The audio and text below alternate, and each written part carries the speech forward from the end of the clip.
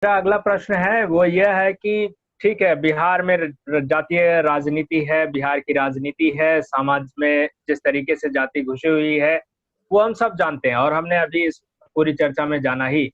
लेकिन सवाल एक बड़ा महत्वपूर्ण ये है कि पूरे देश में जातीय राजनीति जिस तरीके से चलती है भारत में, क्या हम उससे उठ सकते हैं? क्योंकि ये केवल बिहार की समस्या नहीं है, जाति की राजनीति पूरे देश की समस्या है। तो मेरा सवाल यह है कि क्या हम जाति की राजनीति से ऊपर उठ सकते हैं पूरे देश में?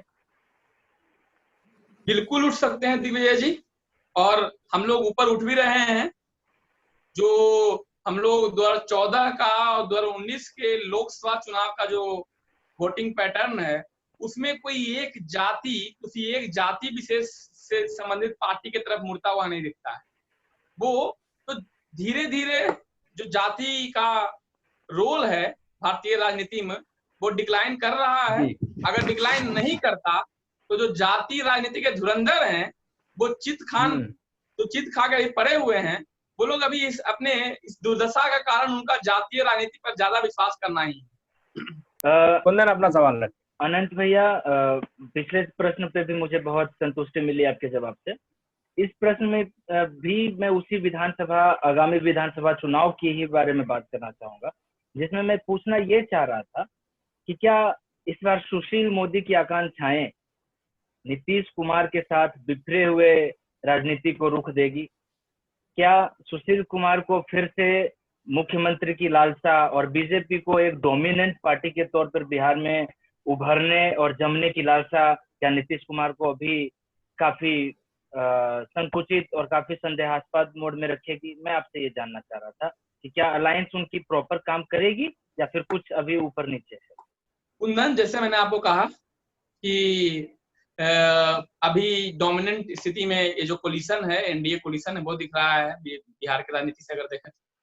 दूसरा आपका जो प्रश्न है उस पर आते हैं। तो कल जो अमित शाह का भाषण था, उसमें एक चीज क्लियर हो गया कि भारतीय जनता पार्टी और जदयू साथ में चुनाव लड़ेंगे और नीतीश कुमार ही इस कोलिशन का चेहरा होंगे। तो अगर कोई आकांक्षाएं होंगी भी पार्टी के किसी लीडर के, बीजेपी के पार्टी के किसी लीडर के, या फिर इस कोलिशन के किसी और पार्टी के किसी और लीडर का, तो वो अभी के लिए उस पर फिलहाल कोई उस पर विमर्श स्थापित नहीं होगा, क्योंकि पूरी तरह से भारतीय जनता पार्टी का जो केंद्रीय लीडरशिप है वो नीतीश कुमार के साथ चलने में विश्वास रख रहा है। रहा बात राजनीतिक अर्थ का, तो इसके राजनीतिक अर्थ में अगर जाएं तो नीतीश कुमार और भारतीय जनता पार्टी दोनों का हित एक दूसरे के साथ रहने में ही है। तो इसलिए कोई हितों के टकराव नहीं है, इसलिए दोनों साथ रहेंगे, कोलिशन इंटैक्ट रहेगा। जी अवधेश जी, आप अपनी बात रखें। जिस तरह से जातियों का इस समय, जो भी पिछड़ी जातियों के जो प्रमुख नेता हैं, जैसे बिहार में रामविलास पासवान, तो उन लोग का क्या, या आम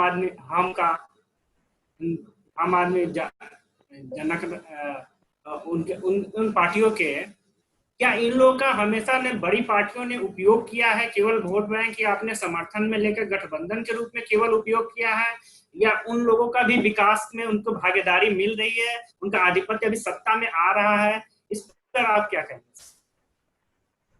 अवधेश जी, मेरा मानना है कि बिहार में जाति से आधारित बहुत सारी पार्टियां हैं। ठीक है, वीआईपी जो पार्टी है उसकी अगर आप बात करेंगे तो वो कहीं ना कहीं जो निषाद कम्युनिटी है उसके ऊपर केंद्रित है। बाकी उसी के थ्रू बाकी सभी दलित कम्युनिटियों और पिछड़ी कम्युनिटियों को छूने की कोशिश करता है। हम जो पार्टी है वह मुसहर समाज को छूने की कोशिश करता है, उनके थ्रू पूरे के पूरे दलित समाज को छूने की कोशिश करता है। लोजपा की अगर बात करेंगे तो पासवान जो है उनको छूने की कोशिश करता है, उनके थ्रू बाकी सभी दलित कम्युनिटी को छूने की कोशिश करता है। तो बिहार में आप जाति की नाम लें और उसके साथ कोई ना कोई पार्टी का नाम आ जाएगा, लेकिन इन जाति समूह का जो नेता होता है, इस पार्टी का जो नेता होता है, उसका विकास तो होता है, लेकिन लोगों का तो विकास होता नहीं है। तो ये जो सिर्फ अगर हम ये मान रहे हैं कि बड़े कोलिशन दल इनका उपयोग करते हैं, ये सही नहीं होगा। ये जो पार्टियां हैं ये खुद ही अपने कुछ लोगों को इमोशनल करके उनके जो भावनाएं हैं उसका दुरुपयोग कर रही हैं। तो जाति का जो से संबंधित जो पार्टियां हैं वो अपने आप में ही एक अभिशाप है। तो इसलिए धीरे धीरे लोग उससे ऊपर उठ रहे हैं और बिहार की राजनीति बदल रही है।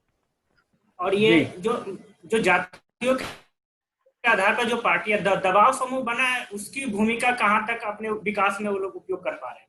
जातियों के आधार पर जो दबाव समूह, जातियों से संबंधित जो दबाव समूह है उसका कहीं कुछ हद तक उसकी एक, चूंकि बिहार में जो डिवीजन ऑफ लैंड है, बिहार में जो डिवीजन ऑफ लेबर है, उसमें भी जाति दिखता है। तो इसलिए दबाव समूह होना चाहिए। दबाव समूह हो सकता है कि वो हो सकता है कि अपना कहीं ना कहीं जो मांग है वो राज्य के सामने या जो पार्टियां हैं उनके सामने रख पाए। तो दबाव समूह को एक भूमिका इस तरह की हो सकती है और पहले भी इस तरह की भूमिका रही है। लेकिन वो दबाव समूह, बिहार में समस्या क्या रहा है कि हर दबाव समूह एक समय के बाद पार्टी में तब्दील कर लेता है अपने आप को। अभी कुछ देर पहले कुंदन जी ने एग्जाम्पल दिया था कि एक पार्टी भूमिहार ब्राह्मण एकता मंच चलाती थी, वो आज कल एक नई पार्टी बन गई। जबकि वो पार्टी के जो लोग हैं जो इस तरह के पार्टी का निर्माण करते हैं वो ये भूल जा रहे हैं कि इलेक्शंस जो है वो किसी एक जाति के वोट पर और एक जाति समूह के मदद से इलेक्शंस में जीते जा सकते हैं। जो भी पार्टियां सक्सेसफुल रही हैं राजनीतिक परिदृश्य में, वो सारी जातियां, सारी पार्टियां कैच ऑल पार्टी अपने आप को बनाई, ज्यादा से ज्यादा जातियों को अपने साथ एडजस्ट कर पाई है, ज्यादा से ज्यादा जातियों को अपने साथ ली है, तब वो जीत पाई है। तो इसलिए जाति की राजनीति का बहुत ज्यादा मुझे नहीं लगता है कि बहुत ज्यादा इसका भविष्य है। एक प्रश्न हो सर, ये प्रशांत कुमार की अभी इस इलेक्शन में या भविष्य में बिहार में क्या भूमिका रह सकती है, या वो अलग पार्टी बनाएंगे क्या उनकी? प्रशांत किशोर बिहार का भला है या बुरा है तो मुझे नहीं पता, लेकिन बिहार में हर चुनाव से पहले कम से कम 10 मुख्यमंत्री कैंडिडेट होते हैं। चलिए मैं अब चूंकि 10 बोल दिया तो मैं 10 नाम लेता हूँ। कुछ लोगों को लगता है नीतीश कुमार मुख्यमंत्री कैंडिडेट हैं, कुछ लोग सुशील मोदी, बीजेपी के बहुत प्रशंसक सुशील मोदी को देख रहे हैं, है ना। आरजेडी के प्रशंसक जो हैं वो तेजस्वी को भी देखते हैं, कुछ तेज प्रताप को भी देखते हैं, अपना अपना तरीका है। कुछ लोग पुष्पम प्रिया चौधरी का नाम लेने लगे हैं, कुछ लोग आशुतोष कुमार को अपना नेता मानने लगे हैं, कुछ लोग उपेंद्र कुशवाहा को नेता मानते हैं, कुछ लोग जीतन राम मांझी को अपना नेता मानते हैं, कुछ लोग रामविलास पासवान को अपना नेता मानते हैं, कुछ लोग चिराग में भविष्य तलाश रहे होते हैं। तो बिहार में जितनी पार्टियां उतने मुखिया, और जितने मुखिया उतने मुख्यमंत्री कैंडिडेट। तो इसलिए प्रशांत किशोर भी इस भीड़ में, बिहार में जो मुख्यमंत्री कैंडिडेट्स के भीड़ है उसमें प्रशांत किशोर, कन्हैया कुमार ऐसे बहुत लोग हैं जो अपने आप को प्रोजेक्ट करते हैं या उनके समर्थक उनको प्रोजेक्ट कर रहे होते हैं। लेकिन भविष्य नहीं दिखता है अभी तत्काल, जब तक एक स्ट्रक्चरल लेवल पे, एक ऑर्गेनाइजेशनल लेवल पे काम नहीं की जाएगी और हर ऑर्गेनाइजेशन एक मजबूत नहीं बना पाएंगे, तब तक कोई भविष्य नहीं दिखता है। जी कुंदन जी, आप अपनी बात रखें, उसके बाद चर्चा का समापन करेंगे। अनंत भैया, आपने बहुत बेहतर तरीके से उन सारे आयामों को छू लिया और सारे प्रश्नों का बहुत अच्छे से जवाब भी दिया।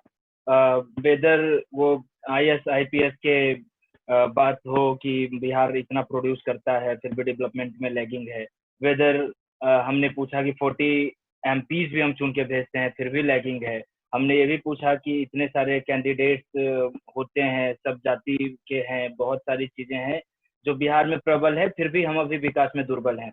लेकिन पिछले जवाब में जो आपने अभी बताया जस्ट बिफोर, कि इनके जवाब में, अवध जी के जवाब में जो आपकी बात आई कि कोई एक जाति से कोई पार्टी वहां पे विकसित या फ्लोरिश नहीं कर सकती, इसकी तो पहली मुझे जहां तक पहली अपोजिशन लगती है वो आरजेडी ही लगती है कि वो यादव के वोटों को लेके अभी तक की राजनीति करते आई हैं और जीती भी हैं। दूसरा कि अगर ये सारी कैचऑल पार्टी की जो आपने बात की, उसमें बिल्कुल मैं सहमत हूँ कि अब सारी पार्टियां इस बात को समझ गई कि कहीं ना कहीं सबको खुश करने वाली राजनीति करनी होगी, इसीलिए आरजेडी ने भी अपना स्पोकपर्सन बदल दिया। आप देख रहे होंगे अभी कोई सिंह को उन्होंने नियुक्त कर दिया है कि अब थोड़ी भूमिहार की भी चीज हम ले लें। तीसरी बात जो मैं पूछना चाह रहा हूँ स्पष्टता ये भूमिहार ब्राह्मण जाति अगर पार्टी के तौर पे उभर रही है बिहार में, तो कहीं ना कहीं इसको बैकिंग है। कहीं ना कहीं वो 4% जो पॉपुलेशन है वो कहीं ना कहीं अपनी उम्मीदवार अपने तरीके से असेंबली में भेजना चाह रही हैं। कुछ अपनी जन सुविधाओं के लिए या जन मुद्दों के लिए वो अपनी पार्टी को बल देना चाह रही हैं, और इसलिए आशुतोष का उभरना क्या और पार्टियों के लिए एक संकेत हो सकता है कि यादव, भूमियार, कुर्मी, ब्राह्मण, राजपूत इन सबों के ही आधार पर भी असेंबली डिसाइड होगी या विकास के आधार पर असेंबली डिसाइड होगी? ये मुझे आप थोड़ा अवगत कराएं। कुंदन, मैं फिर से अपनी बात को दोहरा रहा हूं कि लालू प्रसाद यादव का भी अगर राजनीति जो रहा है, वो राजनीति में भी वो सिर्फ और सिर्फ यादव की बात नहीं करते थे। वो यादव एक बैकग्राउंड होता था, लेकिन पिछड़ों की बात करते थे। तो एक बड़ा ही समूह की बात कर रहे होते थे। भला हो सकता है कि उनका जो नीतियां हो या उनका जो बाद में राजनीतिक जो उसका कंसिक्वेंस हो, उसमें हो सकता है कि ज्यादा फायदा यादवों को दिखता हो या किसी एक जाति को ज्यादा विशेष फायदा मिलता दिखता हो। लेकिन जो राजनीति थी उनकी, उस राजनीति में वो जानते थे कि सिर्फ और सिर्फ मुस्लिम और सिर्फ यादव से भी काम नहीं होगा। तो वो हमेशा उनके हर भाषण में, उनके हर बात में, उनके हर वक्तव्य में पिछड़ों की बात होती थी। तो वो अपने आप को पिछड़ों को लेकर साथ लेने की बात करते हुए दिखाई देते हैं, एक बात। दूसरा, आप नाम ले रहे हैं किसी एक जाति विशेष से संबंधित जाति विशेष के नेता का।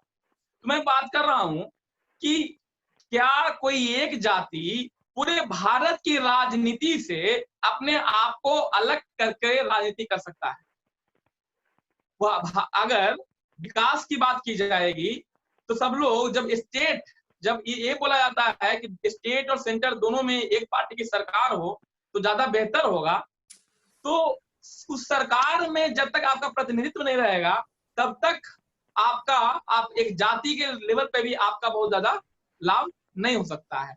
और किसी जाति का प्रतिनिधित्व तब हो सकता है सरकार में जब वो जाति किसी राष्ट्रीय पार्टी के साथ या स्टेट में कोई डोमिनेंट पार्टी उसके साथ चले, है ना। हर एक जातियां अपना अपना अगर एक उम्मीदवार खड़ा करेंगे तब भी कोई उसका असर नहीं होगा।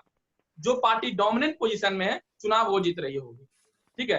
तो उससे और क्या होगा कि जो आप जिस भी जाति के नए पार्टियां बनती हैं वो अपने जाति के कुछ और वोटों का नुकसान करता है।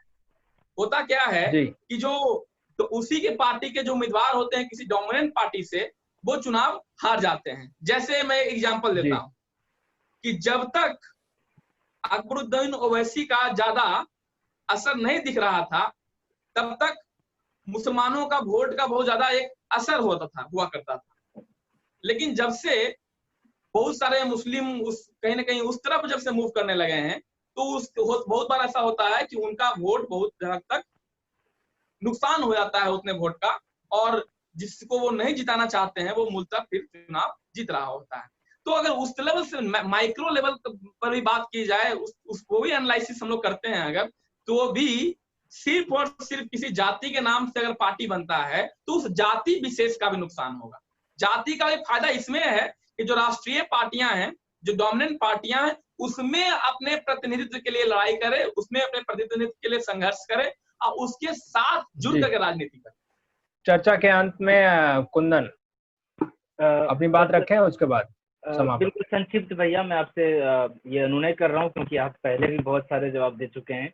बस 3 पॉइंट्स पे आप मुझे बता दें। आपने कहा कि लालू भी सबको संगठित करके बात करते थे, तो उन्होंने परवल की भुजिया और भूरा बाल साफ करो 2 कोटेशन उन्होंने दिया था 90 के दशक में, 95 और 2000 दोनों के टाइम। और मुझे ये बताना नहीं पड़ेगा, परवल में पंडित, राजपूत, समझ रहे हैं, भूमियार और लाला, ये 4 को वो कह रहे थे उसका भुजिया खाएंगे। भूरा बाल साफ करो, भूमियार, लाला, राजपूत और फिर से ब्राह्मण आता था, है ना। तो ये 2 चीज जो कि उनको जातीयता पे बिल्कुल ये दिखती थी कि कहीं ना कहीं ये पोलराइज कर रहे हैं, यादव को कर रहे हैं और बाकी को साइड करना चाह रहे हैं, पहली चीज। दूसरी चीज, क्या कैबिनेट में जो जदयू ने डिमांड किया था नीतीश की पार्टी ने कि हमें 2 वर्ष मिलने चाहिए अभी लोकसभा इलेक्शन के बाद, उसका न मिलना क्या कुछ अंतरहित पार्टी में कुछ दिक्कत प्रदान करेगी?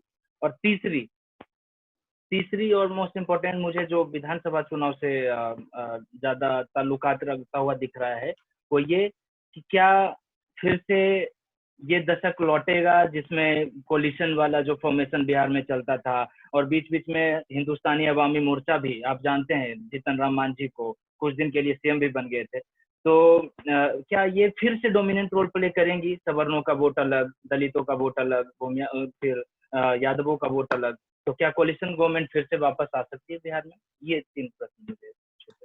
आपका पहला प्रश्न का जवाब यह है कुंदन जी कि लालू जी जिस तरह के जातीय संघर्ष में विश्वास रखते थे, वही कारण है कि आज लोकसभा में आरजेडी का एक भी सदस्य नहीं बैठा हुआ है।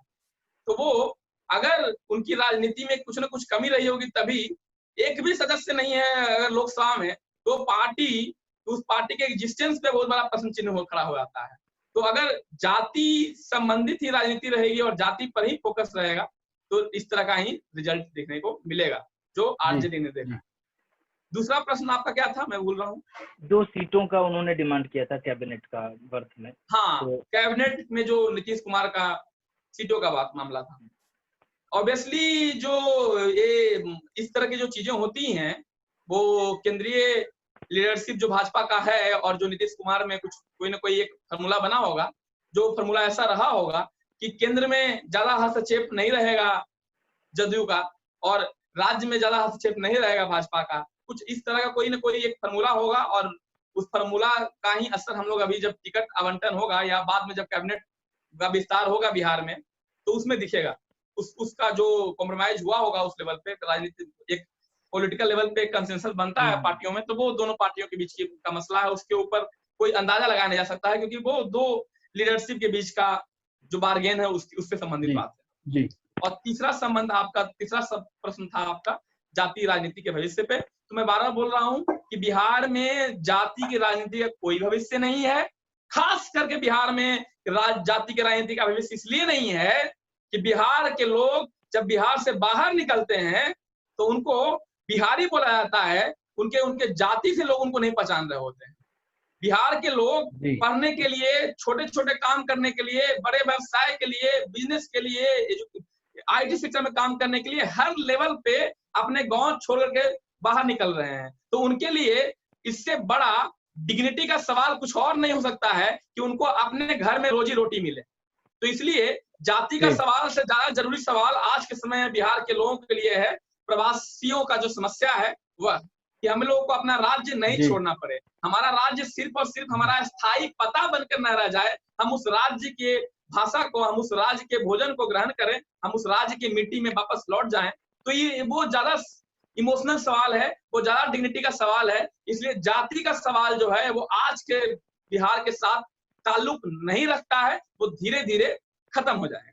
जी, चर्चा का समापन करूं उससे पहले मैं चाहूंगा कि अनंत जी, जो इस समय पूरे दुनिया में जो महामारी फैली हुई है और भारत में खास तौर पर जो श्रमिक वर्ग है बहुत प्रभावित हुए हैं और खास तौर पर यूपी और बिहार के लोग जो कि प्रदेशों में काम करते हैं वो वापस आए हैं लॉकडाउन की वजह से। तो बिहार के चुनाव में जो कि आगे होने जा रहा है, क्योंकि बहुत सारे बयान निकल कर आ रहे हैं, अगले साल बंगाल का भी चुनाव है तो उन्होंने श्रमिक एक्सप्रेस को कोरोना एक्सप्रेस कह दिया और बिहार में भी हमने देखा कि अभी नीतीश कुमार सरकार की तरफ से एक तरीके से आदेश जारी किया गया था कि जो बाहर से आ रहे हैं अपराध बढ़ा सकते हैं, तो तमाम अन्य चीजें हैं। तो मैं सिर्फ संक्षिप्त में ये सवाल पूछना चाह रहा हूँ कि जो ये लॉकडाउन हुआ और उसकी वजह से जो श्रमिक बिहार पहुंचे और जो तमाम राजनीतिक बयान सामने आए, उसका प्रभाव कितना राजनीति पर पड़ेगा आने वाले विधानसभा चुनाव में? संक्षिप्त में आप अपना जवाब दें, फिर हम चर्चा का समापन करेंगे। ये जो श्रमिक का मुद्दा है, भैया, मैं इसमें एक महत्वपूर्ण मुद्दा होने जा रहा है। मैं बस एक बात ऐड कर देता हूँ, हमारे मॉडरेटर के प्रश्न में एक बात ऐड कर देता हूँ कि जो माइग्रेंट्स वापस लौटे हैं तो कहीं ना कहीं वो वोटिंग बिहेवियर को थोड़ा सा इम्पैक्ट डालेंगे और वोटिंग परसेंटेज भी थोड़ा हो सकता है बढ़ जाए, क्योंकि अभी लोग वहाँ पे रहेंगे दिसंबर तक, तो कोई कह नहीं जा रहे। तो आप इसको लेके बता दें कि किस तरीके से थोड़ा चुनाव में अलग कुछ देखने को मिल सकता है। हाँ, वही मैं बता रहा हूँ कुंदन जी की जो प्रवासी बिहार वापस लौटे हैं वो एक सवाल लेके गए हैं बिहार के गवर्नेंस पे। वो एक प्रश्न लेके गए हैं बिहार के गवर्नेंस पे कि किस तरह से एक सरकारें लगातार इस मुद्दे को नजरअंदाज करते रही और आज यह मुद्दा सबसे बड़ा समस्या बनकर के उभरा है। तो एक नया विमर्श स्थापित हो रहा है अब प्रवासी मजदूरों के मुद्दों पे, और खास करके माइग्रेशन कैसे कि एक एसेट बन सकता है बिहार के लिए, उसके ऊपर एक विमर्श खड़ा हो रहा है। चलते बोलना मैं ये चाह रहा हूँ कि माइग्रेंट लेबरर जो बिहार वापस गए हैं उनका बहुत ही अहम रोल होने जा रहा है आगामी चुनाव में। जी जी, तो इस चर्चा के अंत में अवधेश जी, आप अपनी कुछ कहना चाह रहे थे, आप अपनी बात रखें, उसके बाद चर्चा कर सकते। बिहार की राजनीति में जाति और विकास को लेकर बहुत अच्छा आज का चर्चा रहा। मुझे बहुत सारी जानकारियां प्राप्त हुई, आज बहुत सारी चीजें को जानने का मौका मिला। बहुत बहुत धन्यवाद सर, अनंत सर। और मैं ये आज इसमें वर्तमान राजनीति में देखे तो मुझे जो जानकारी आज प्राप्त हुई, तो इसमें वर्तमान राजनीति में अपने विचार दे रहे हैं कि वर्तमान राजनीति में अब जाति का मुद्दा अवास्तविक और गौण हो गया है, और शासन में एवं विकास का मुद्दा प्रमुख हो गया, वास्तविक हो गया है। और प्रमुख जो जातियां है, अभी भी चुनाव में निर्णायक भूमिका महत्वपूर्ण रहेगी उसकी। इसके अलावा जाति के अलावा भी देखेंगे विकास महत्वपूर्ण रहेगा, अभी महत्वपूर्ण हो भी रहा है। जबकि देखेंगे कि जातियों के आंतरिक विभाजन से जातियों के महत्व के राजनीतिक में कम नहीं हुआ है, लेकिन निकट भविष्य में भारतीय जो राजनीति में जो जाति है इसका महत्व बना रहेगा, मुझे ये लग रहा है। जी अवधेश जी। तो इस चर्चा के अंत में अनंत प्रकाश भैया, आपका बहुत बहुत धन्यवाद कि आपने अपने बिजी शेड्यूल से कुछ समय आपने बिजी शेड्यूल से हमारे लिए कुछ समय निकाला। अवधेश जी और कुंदन जी, आप भी व्यस्त हैं, लेकिन उसके बावजूद भी आपने समय निकाला, उसके लिए बहुत बहुत धन्यवाद। तो चर्चा का निष्कर्ष यही निकलता है कि आने वाले जो विधानसभा चुनाव है बिहार में, उसमें निश्चित तौर पर जाति का जो रोल है वो तो रहेगा, लेकिन कम रहेगा। और जो प्रवासी मजदूर हैं जो वहां गए हैं और तमाम जिस तरीके से राजनीतिक बयान आए हैं, उसकी एक महत्वपूर्ण भूमिका होगी आने वाले चुनाव में।